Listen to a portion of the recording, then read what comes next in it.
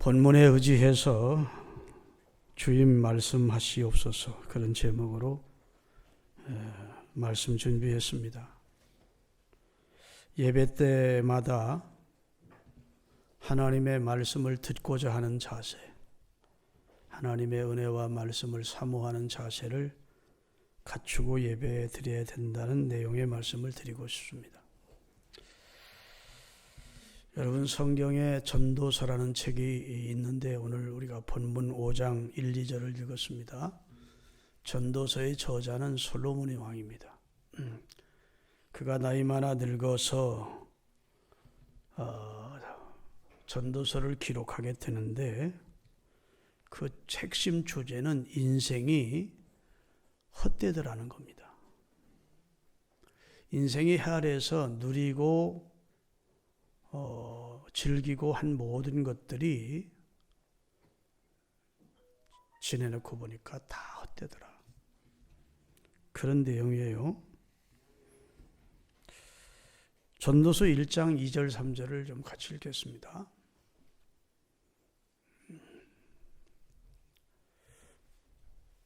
전도서 1장 2절 3절 빨리 좀 띄워봐요. 전도자가 이르되 헛되고 헛되리 모든 것이 헛되도다. 해 아래서 수고하는 모든 수고가 사람에게 무엇이 유익한가? 한 세대는 가고 한 세대는 오되 땅은 여전히 있도다. 이랬어요. 헛되라는 말을 2절에 거듭 4번을 하면서 다 해 아래서 한 인생이 하는 수고가 헛되더라, 이런 말씀을 하고 계세요. 그런데 전도서의 총 주제를 보면 모든 것이 헛되다는 내용의 말씀을 전하기보다는 하나님을 떠난 인생은 헛되더라 입니다. 하나님을 경외하고 그 안에서 즐거워하는 생, 그것은 인생의 본분을 깨닫고 하나님을 경외하는 삶은 헛되지 않지만 그 외의 모든 것은 헛되더라, 이런 말씀을 하고 있어요. 한마디로 말해서 하나님을 떠난 권세, 하나님을 떠난 부의 축척, 하나님을 떠난 세상의 인기나 명예는 다 지나가고 헛된 것이더라. 요한복음 15장에 포도나무 원줄기가 있고 그 안에 붙은 나무에 붙은 가지가 있는데 그 가지가 원줄기에서 끊어지면 가지처럼 밖에 버리워 말라지고 사람들에게 짓밟히다 불에 던져 살라지게 된다 해서 예수님은 생명의 원 포도나무고 그에게 붙어있는 가지가 의미가 있고 열매가 있고 생명이 있다, 이렇게 말하면서 오늘 전도서의 말씀도 하나님을 떠난 가지는, 가지 같은 인생은 결국은 멸망으로 끝이 나기 때문에 무의미하고 헛되다, 이렇게 말씀해 주고 있는 겁니다. 그런데 오늘 본문은 또 하나의 헛된 것을 말씀하는데 예배도 헛된 예배가 있다 하는 겁니다. 예배도. 하나님이 우리에게 강하게 요구하시는 것이 구원받은 성도가 하나님을 예배하기를 명하셨고, 하나님은 구체적으로 예배를 통해서 구원받은 성도들에게 영광을 받으시는 분이시다고요. 그리고 예배 속에 모든 프로그램 속에 하나님이 기뻐하는 내용들이 담겨져 있습니다. 그리고 하나님은 예배하는 자를 찾고 계시대요. 그런데 성경 오늘 본문에 헛된 예배가 있대요. 왜 헛된 예배를 말씀하시느냐? 그것은 역설적으로 참 예배의 중요성을 말씀해 주기 위한 의도로 헛된 예배를 말씀하시는 겁니다. 하나님께서 기뻐하시고 영광을 받으시는 예배의 중요성은 아무리 강조해도 부족할 겁니다. 오직하면 하나님은 참으로 예배하는 자를 찾고 계시다고까지 하셨겠어요. 그리고 요한복음 4장에 보면 수가성의 여인이 예수님을 만나 대화를 하면서 예배를 물읍니다. 예배. 참 관심이 예배에 있었다고요? 거기까지는 참 기특한 그런 관심입니다. 그런데 어떤 예배를 하나님이 기뻐합니까? 어떤 자세로 예배를 드려야 하나님이 기뻐합니까? 어떤 예배는 하나님이 받으십니까? 이렇게 묻질 않고 예배의 장소가 예루살렘이어야만 합니까? 장소를 물었다. 그것은 주제가 잘못된 거예요. 그리심산에서 드리는 우리 예배는 하나님이 안 받고 예루살렘에서 드리는 예배만 하나님은 받으십니까? 하고 예배의 장소에 대해서 물었다고요. 그랬더니 예수님이 예루살렘에서도 그리심산에도 말고 하나님께 참으로 예배하는 때가 왔는데 곧 이때다. 곧 예수님이 이 세상에 오시는 그 시간부터 구약의 모형 예배는 끝이 나고 짐승 예배는 끝이 나고 그리스도를 통해서 오시는 참 예배가 주어지게 되는데 하나님은 영과 진리로 예배하는 자를 찾고 계시다. 영이라는 것은 성령의 임재와 인도 속에 진리 되시는 말씀으로 안에서 드려지는 예배를 하나님이 받으신다. 이렇게 말씀하고 있어요. 그래서 오늘 본문은 헛된 예배를 가리켜서 따라합시다. 우매자의 제사, 우매자가 드리는 제사 중에 제물 다 헛된 예배라는 겁니다. 우매자라는 말은 무지하고 무식한 사람, 어리석은 사람, 미련한 사람을 우매자로 봅니다. 우매자가 예배를 드리는데 그가 예배도 하나님이 받지도 않고 그가 드리는 예물도 하나님이 받지 않으신다는 말씀을 하고 계신 겁니다. 한마디로 예배를 불법으로 하나님 보실 때 하나님이 정하신 법대로 드리지 않고 무지함에서 드려지는 예배는 하나님이 받지 않는데요. 그 무지 중에 영적인 무지가 제일 큰 무지라고 믿으시는 분 아멘 합시다. 여러 가지 무지한 게 많지만 영적인 무지가 가장 심각한 무지예요. 이사야서 1장 2절 3절을 같이 읽겠습니다. 인생이 얼마나 무지한지를 말씀하고 있어요. 하늘이여 들으라, 땅이여 귀를 기울이라. 여호와께서 말씀하시기를 내가 자식을 양육하였거늘 그들이 나를 거역하였도다. 소는 그 임자를 알고 나귀는 그 주인의 구유를 알건만은 이스라엘은 나를 알지 못하고 내 백성은 나를 깨닫지 못했다. 예배의 대상이 우리 천지만과 생명의 주인 되시는 참 예배의 대상은 하나님인데 하나님을 예배하지 않고 하나님이 창조한 자연을 예배하고 깎아 만든 어떤 목조물이나 속조물을 예배하고 이렇게 예배의 대상이 잘못된 것을 말씀하고 있습니다. 인생은 하나님의 특별한 존재로 지었는데 하나님이 지으신 이 인간이 예배의 대상을 몰라서 무지한 예배를 드리고 있다는 거예요. 여러분, 우리 기독교인에게만 예배가 있는 것이 아닙니다. 다른 종교에도 다 예배 행위가 있습니다. 그런데 번지수를 잘못 집은 것이죠. 할렐루야. 두 번째, 예배가 무엇인지 그 내용을 모르고 예배하는 사람들이 우매자의 예배를 드리는 겁니다.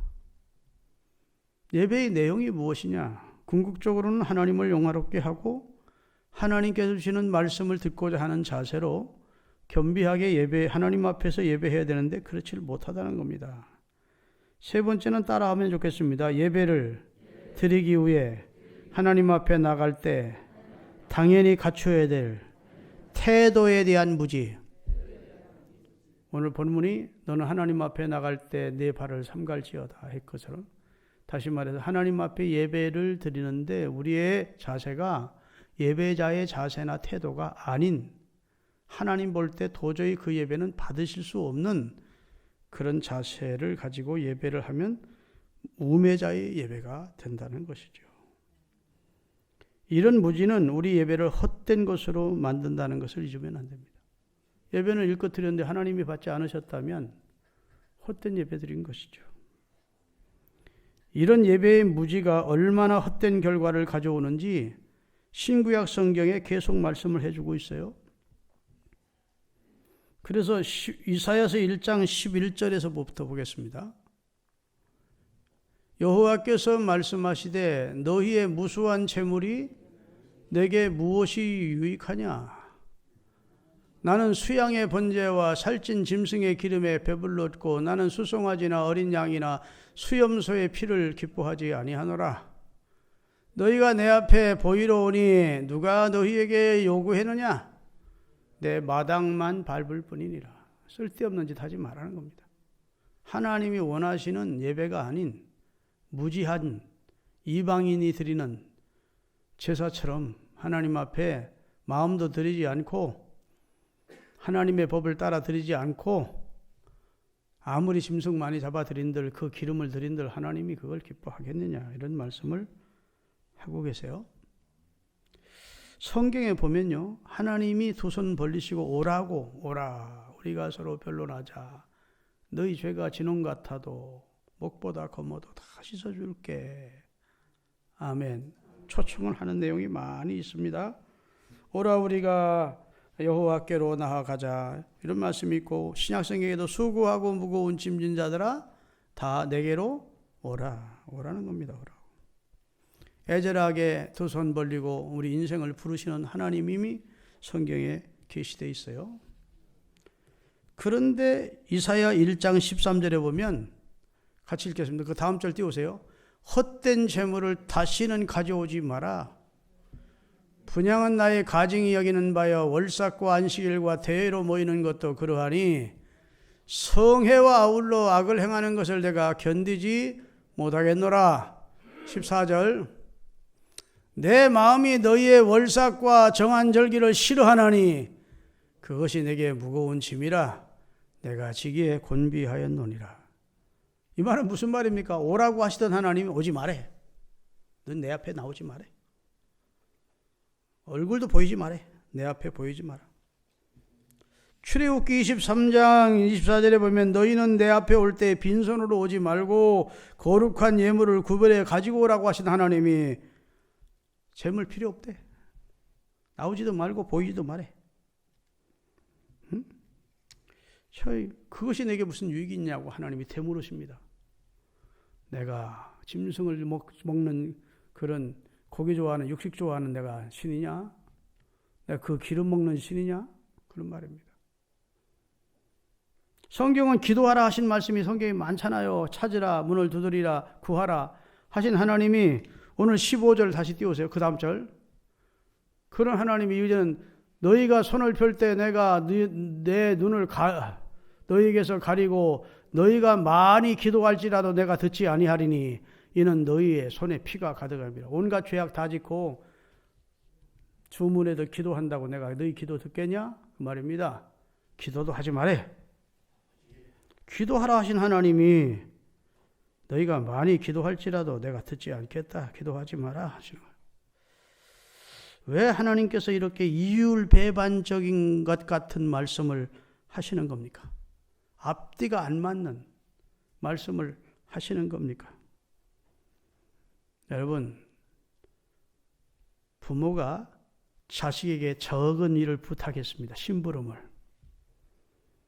그런데 그 자식이 심부름이 하기 싫어서 투덜투덜거리고 이번 주댕이는 이만큼 나와가지고 아버지를 째려보고 가기 싫어가지고 불평하고 빈정거리고 느기적거리고 막 투덜거리면 부모가 속이 상합니까? 안 상합니까? 야 임마 그만둬! 그래. 내가 하겠다. 하나님이 지금 예배를 명하시고 예배다운 예배를 안 드리고 불평이나 하고 짜증이나 하고 재물을 드리면서 하나님 앞에 인색하기나 하고 막 그러면서 예배다운 예배를 안 드리니까 하나님이 그만둬라 그런 예배는. 할렐루야. 바르게 하라는 말입니다. 바른 예배. 하나님이 받으시는 예배를 드리라는 그런 역설적인 말씀이 돼요. 믿습니까? 그런 예배는 그만두라는 겁니다. 오늘 말씀도 하나님이 왜 이렇게 말씀하셨는가? 좀 더 깊은 차원에서 말씀을 알아들어야 된다고요. 들을 귀가 열려야 된다고요. 말 귀가 열려 있어야 된다고. 하나님이 오죽 답답하고 속이 상하셨으면 야 차라리 내 앞에 보이지 마. 그런 억지 예물 내 앞에 가져오지도 마. 그렇게 했느냐고요. 바르게 하라는 말씀이죠. 하나님이 받으실 만한 예배, 하나님이 받으실 만한 예물이 되도록 하라는 말씀입니다. 할렐루야. 그래서 하나님은 어떤 예배를 받으시느냐? 사랑하는 주의 백성들이 겸손한 마음으로 주의 전에 나와서 하나님의 성령의 임재와 인도하심을 따라, 감동을 따라 진리 되시는 하나님의 말씀 안에 예배할 때 하나님이 우리 예배를 받으시는 거예요.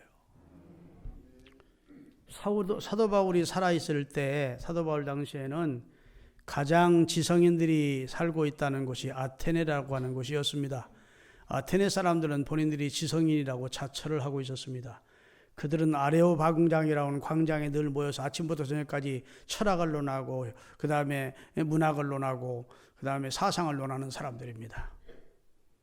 아테네에 가서 사도 바울이 선교하면서 교회를 세우려 하다 실패를 했는데, 그 지성인들이 얼마나 많은 귀신들을 섬기는고 하면 곳곳마다 신의 제단을 쌓아놓고 어떤 데는 알지 못하는 신에게까지 제물을 드리며 예배하는 모습을 보았습니다. 참, 공부는 했다는 사람들이 영적으로는 무지하지요, 무식하지요. 사도행전 17장 22절부터 27절까지예요. 같이 한번 읽어보겠습니다.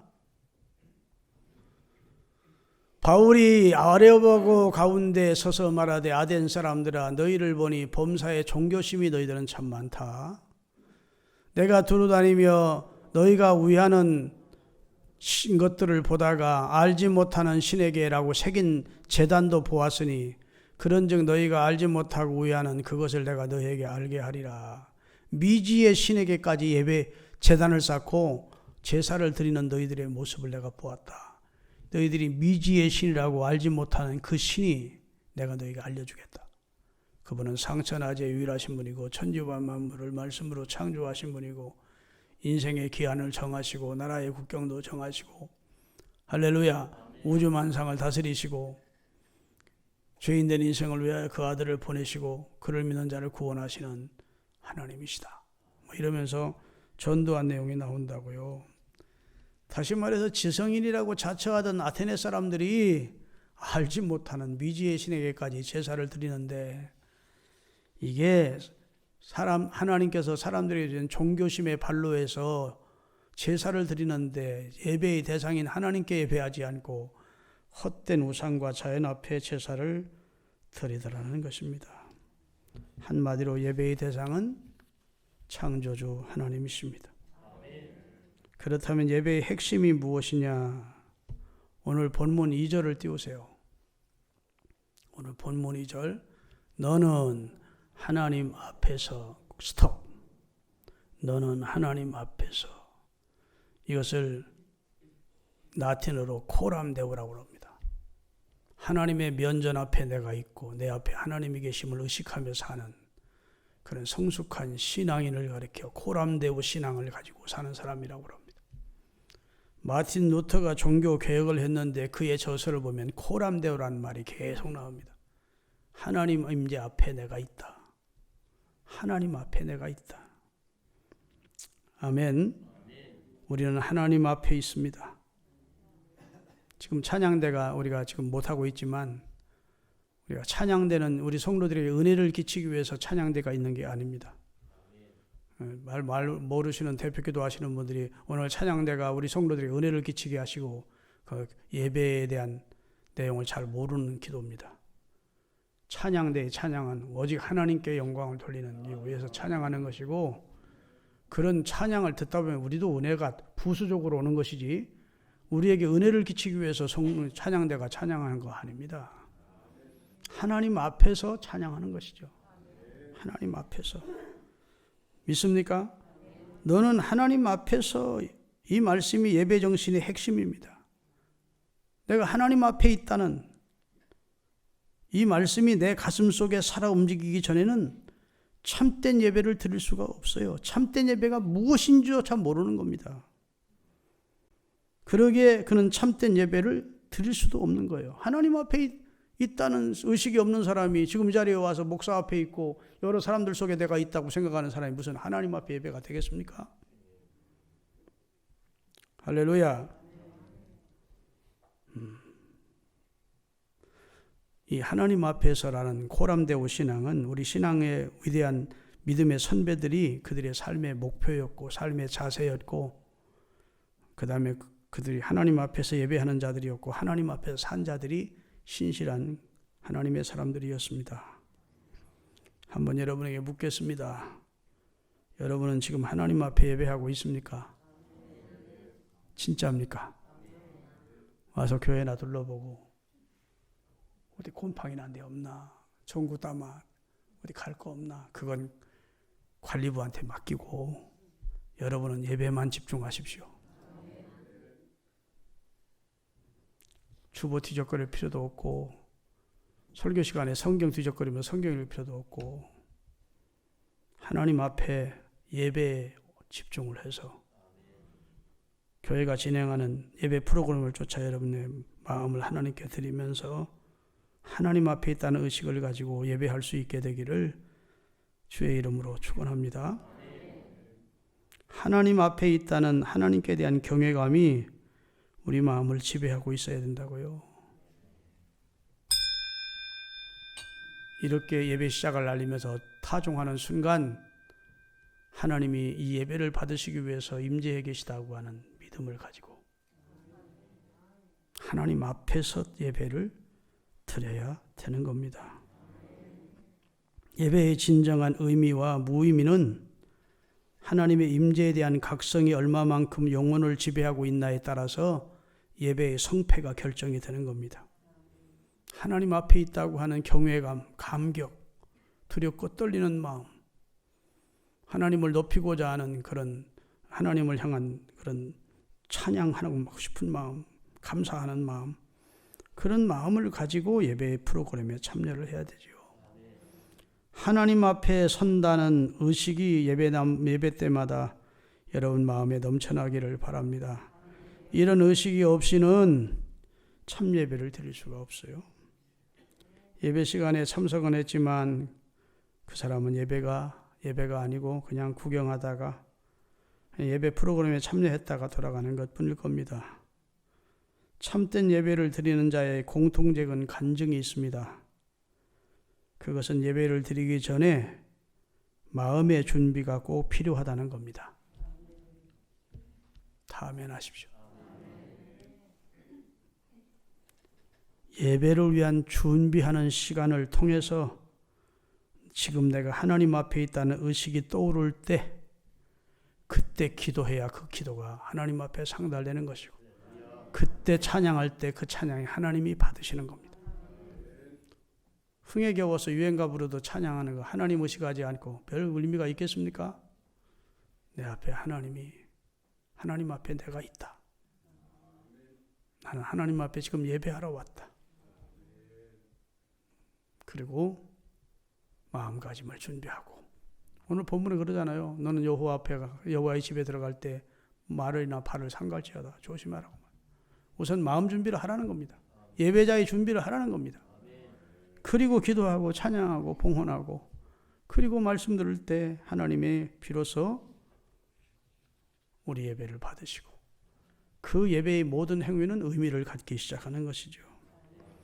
하나님 앞에 서기 위한 마음의 준비가 얼마나 되어 있냐에 따라서 예배가 하나님이 받으시는 예배가 될 수도 있고 받지 않으시는 예배도 될 수 있습니다.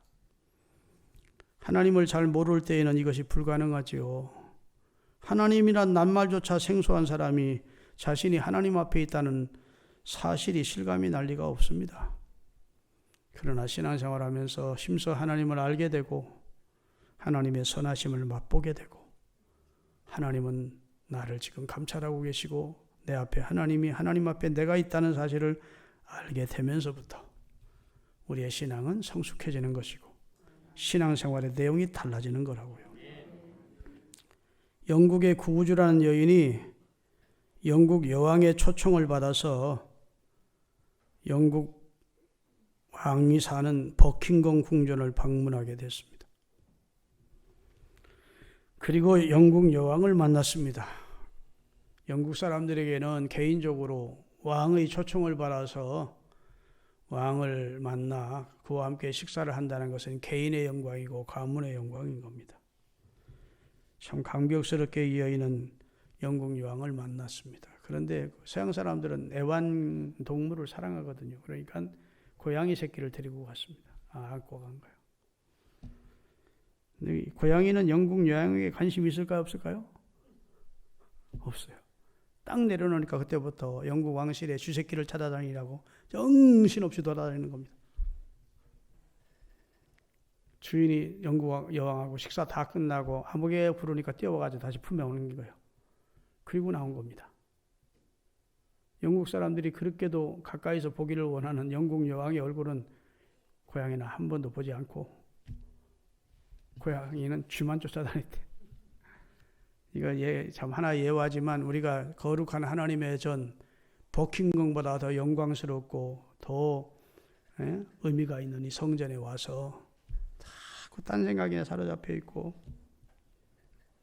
하나님 앞에는 마음을 딱 닫고 있고 갯돈 걱정이나 하고 노후 걱정이나 하고 있고 딴 생각만 사로잡혀 있으면 마음은 바깥을 배회하는 마음의 탕자가 되어버렸으면 어떻게 예배를 예배답게 드릴 수 있었겠느냐고요.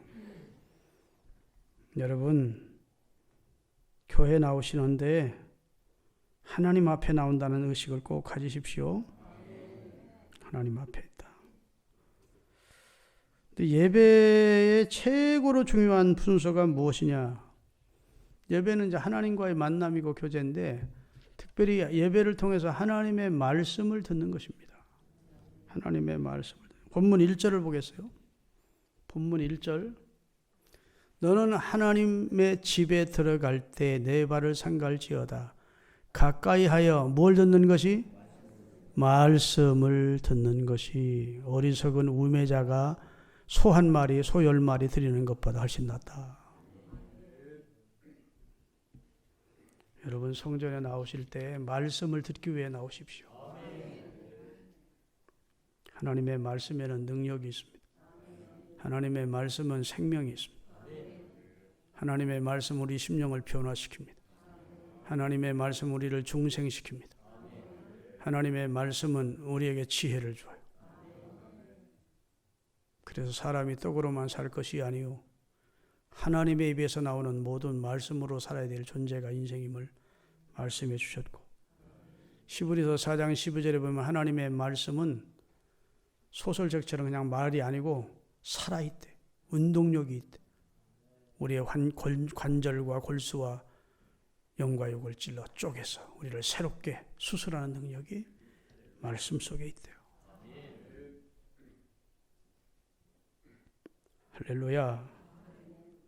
여러분 하나님의 말씀을 사모하는 여러분이 되시기를 바랍니다.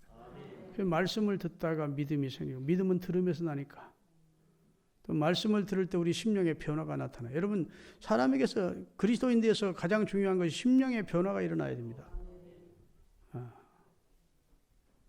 아침에 늘 늦게 일어나는 사람이 어느 날부터 아침에 일찍 일어나기 시작했어요. 근데 그 하루가 아니고 이틀, 3일, 계속 한 달 계속 아침에 일찍 일어나요?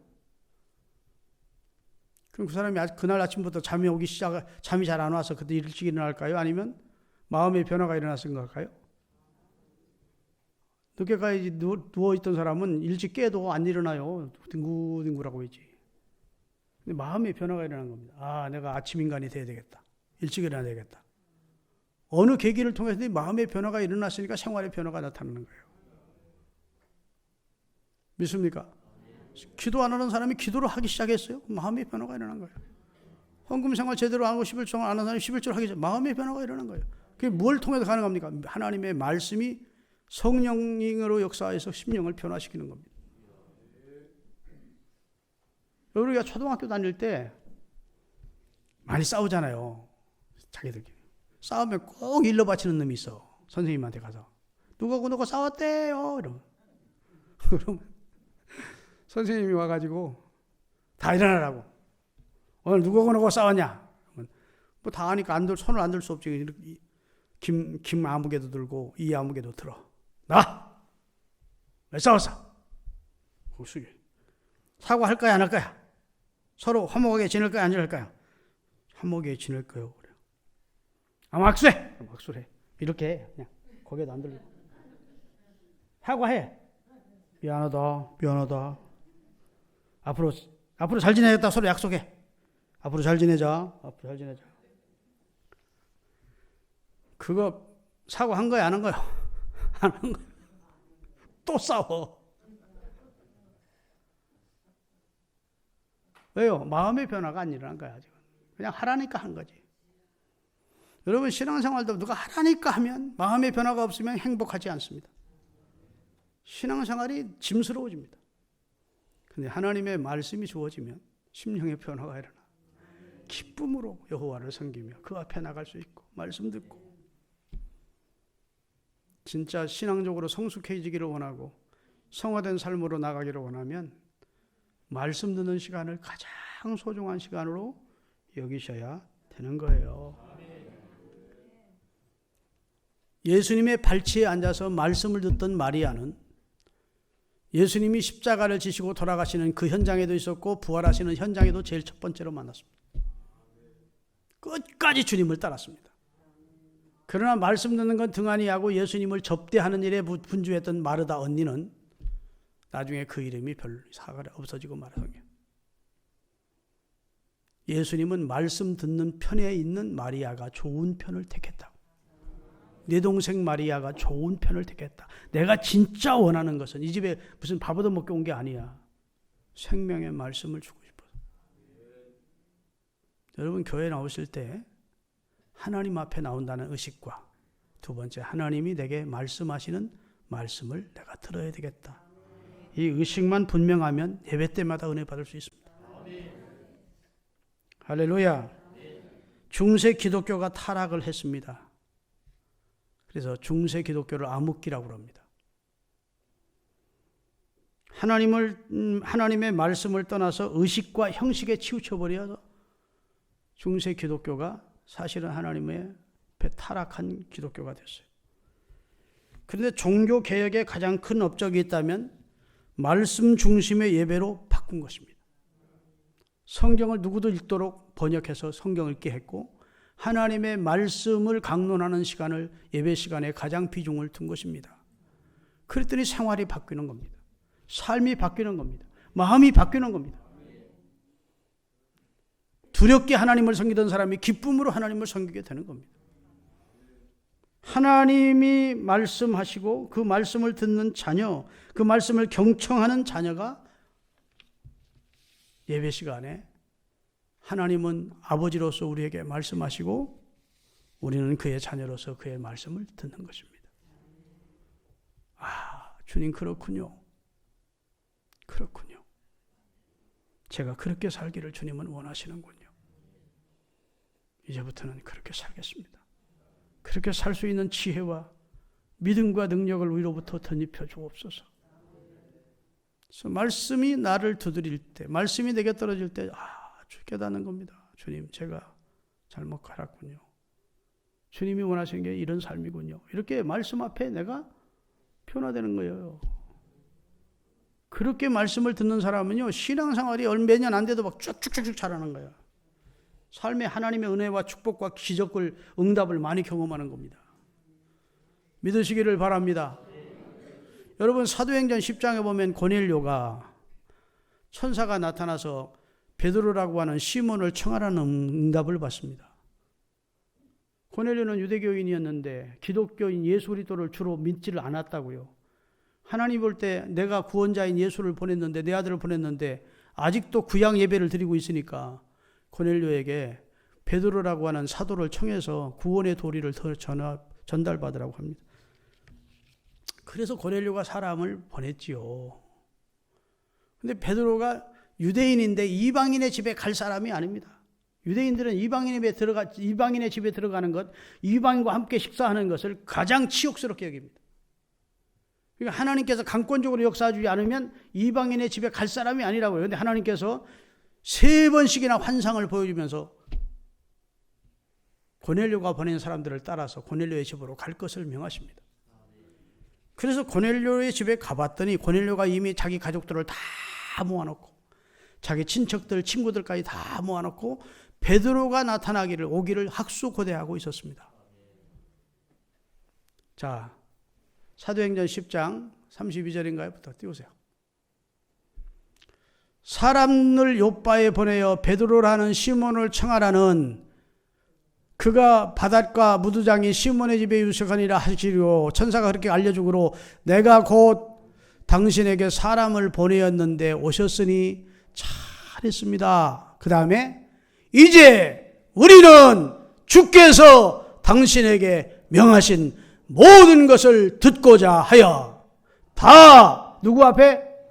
하나님 앞에 있습니다. 실제적으로는 지금 누구 앞에 있는 거예요? 베드로 앞에 있는 거지.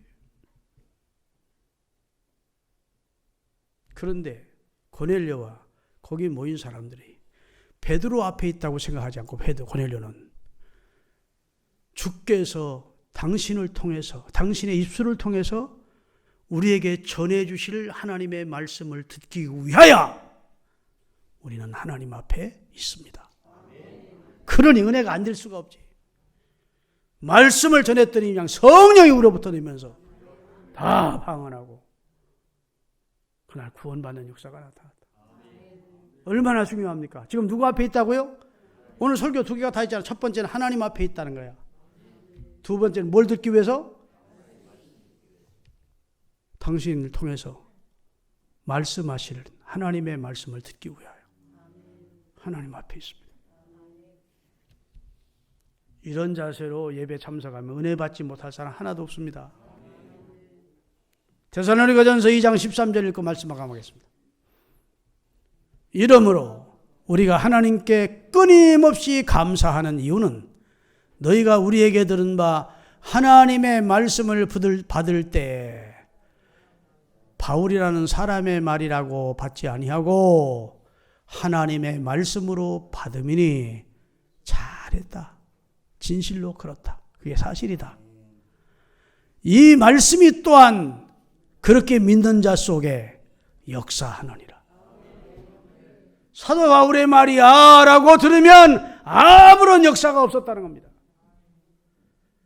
사도 바울이 전하는 말씀을 하나님의 말씀으로 받을 때, 믿을 때 그 사실을 믿는 자 속에 바울을 통해 전해지는 하나님의 말씀이 사람의 심령을 변화시키는 역사가 나타나더라고요.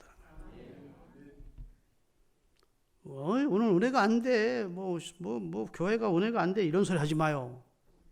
물론 우리 교회는 그런 사람 없는 줄 알지만 하나님 앞에 있다는 사실, 하나님 앞에 나온다고 생각하시고 마음 준비하시고 나오셔서 적어도 토요일부터 하나님 주일날을 준비하는 사람은요, 교회 딱 들어오면서 찬송 소리만 들어도 막 가슴이 울렁거려. 좋아서 저기 들어오면서부터 막 은혜가 밀려오기 시작해요.